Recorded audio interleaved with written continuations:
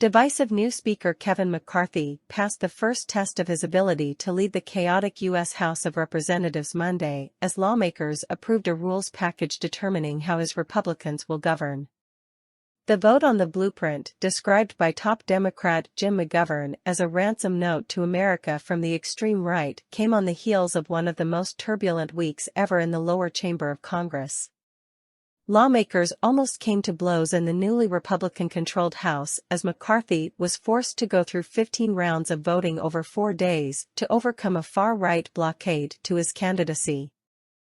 At the heart of all of this discussion last week, it was very clear, surely from our side, that Washington is broken, McCarthy's deputy, Majority Leader Steve Scalise, said as the debate opened. And not just is Washington broken, but the way that this House has been running for the last few years has not been designed to address the problems of the people from across this country.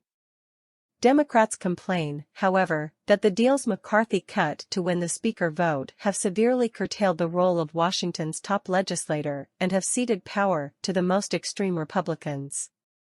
The publicly available 55-page rules package lays out Republican priorities for the remainder of Democratic President Joe Biden's term and the operating procedures the party will adopt.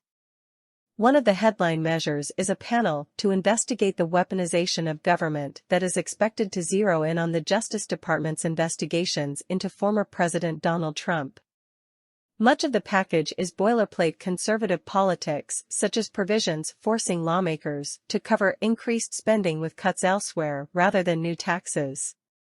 But it also allows a single member of either party to force a vote to oust the Speaker, an insurance policy that right-wingers will use to hold McCarthy's feet to the fire.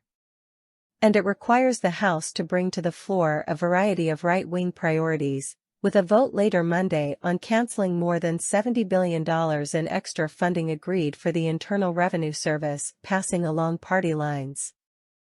The repeal has no chance of being rubber-stamped by the Democratic-led Senate, however.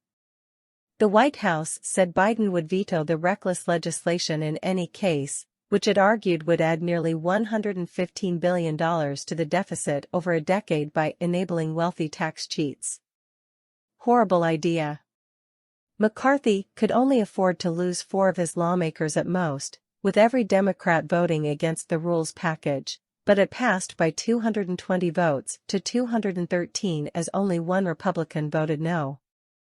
Yet McCarthy's most controversial concessions remain clouded in mystery, as they were negotiated off the books with the far-right House Freedom Caucus and weren't in the official package.